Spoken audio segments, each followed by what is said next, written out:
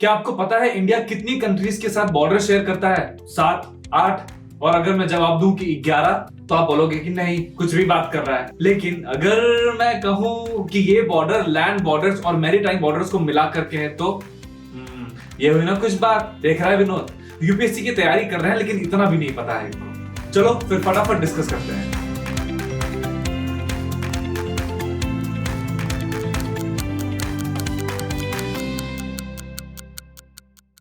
Number 1, Indo Pakistani border which is 3,323 kilometre long.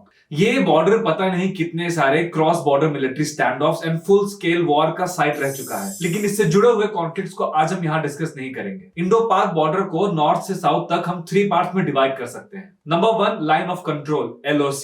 1948 war के बाद कश्मीर में यूएन ने सीज फायर लाइन डिक्लेयर कर दिया था और यही 1972 के शिमला अग्रीमेंट के बाद LOC कहलाता है, लेकिन ये इंटरनेशनल बाउंड्री नहीं है।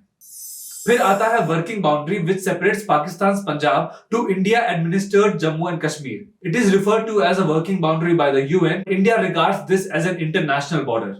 फिर आता है इंटरनेशनल बाउंड्री और Radcliffe line, the demarcated line between two countries which is regarded by both the countries internationally. The boundary was drawn by Sir Cyril Radcliffe in 1947 during the partition by the British Empire.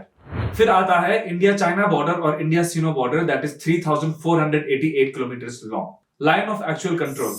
After the 1962 Indo-China War, it was referred as a boundary only in the western sector, but during the 1990s it came to refer as an entire de facto border. LAC can be divided into 3 sectors. The western sector between Ladakh on the Indian side and Tibet and Xinjiang autonomous regions on the Chinese side. The middle sector between Uttarakhand and Himachal Pradesh on the Indian side and Tibet autonomous regions on the Chinese side.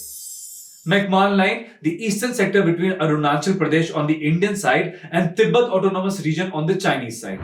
Number 4, Indo-Afghanistan border. ये वाखन corridor के as पे आता है। It is claimed by India but it is not controlled by it. Number 5, Indo-Nepalese border. It is a porous border which means there are no strict control over the movements across the border.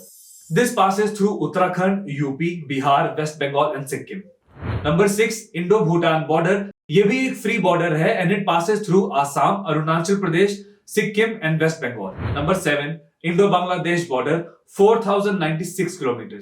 ये India का सबसे बड़ा land border है और ये आसाम, मिजोरम, त्रिपुरा, मेघालय और waste Bengal के through pass होता है। 2015 में 100th अमेंडमेंट एक्ट के थ्रू इंडिया के 111 इनक्लेव्स को बांग्लादेश के 51 इनक्लेव्स के साथ एक्सचेंज किया गया था। अब जाकर के ये बॉर्डर थोड़ा सा सिंप्लीफाइड है। Number 8, Indo Myanmar border. इस बॉर्डर के दोनों तरफ के जो ट्राइब्स हैं उनको फ्री मूवमेंट अलाउड है till 16 kilometre under the free movement regime.